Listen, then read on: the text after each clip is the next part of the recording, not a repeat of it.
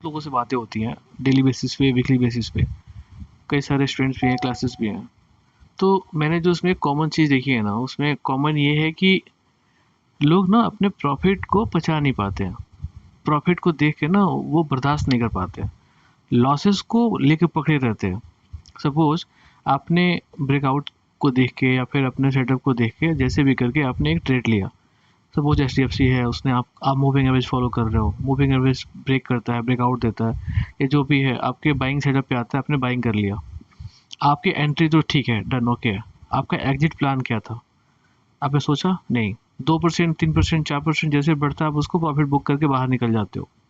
वो स्टॉक बढ़ के 40% 50% डबल ट्रिपल 4 गुना 5 गुना हो जाता है। ठीक है, ये समझ में आता है। लेकिन आप कहाँ निकल गए? आप निकल गए 2 3 4 5% पे निकल गए। आपने 1 लाख रुपए का बाइंग किया, आपको 3 4 5 हज़ार रुपये प्रॉफिट हुआ, बाहर निकल गए। अब दूसरी कहानी है इसकी। जैसे ही वो पहले आपको उसमें प्रॉफिट दिखाया 1 2% का, 1000 2000 प्रॉफिट दिखाया, फिर वो गिरना शुरू हो गया।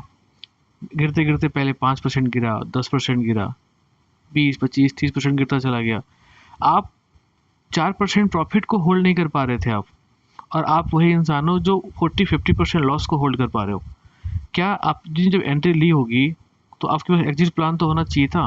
एग्जिट प्लान क्या था कि चलो भैया मेरा टारगेट है 5% का, तो अगर 2 3% क्लोजिंग बेसिस पे जैसे भी हो, अगर वो फेल्ड हो जाता है, मैं भगवान तो हूँ नहीं कि मैं जो कहूँगा सही होगा, मैं भी गलत हो सकता हूँ। मैं 10 में से अगर आपके 4 ट्रेड सही हो रहे हैं ना, या 5 ट्रेड भी सही हो रहे हैं, तो आप एट एट लॉन्ग टर्म में एंड ऑफ द ईयर आप हमेशा प्रॉफिटेबल रहेंगे।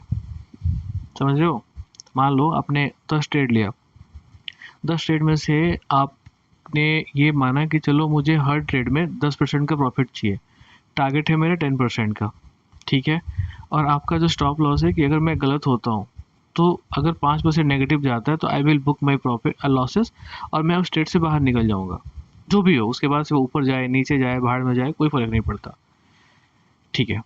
अब क्या होता है, सपोज आपका 50% का रेशियो है, आप जो प्रोडक्शन दे पा रहे हो, कर पा रहे हो, अगर वो 50% एक्यूरेट है, अगर इन केस, तो अगर मान लो आपके 5 में आपके 5% का लॉस हुआ, आपका टोटल जो कैपिटल था उसका 25% गया, और अगले 5 में आपका टारगेट हिट हुआ, जो नेक्स्ट 5 है, तो उसमें आपको 10% पर टारगेट था आपका, तो 5 से कितना हुआ, 50% हो गया।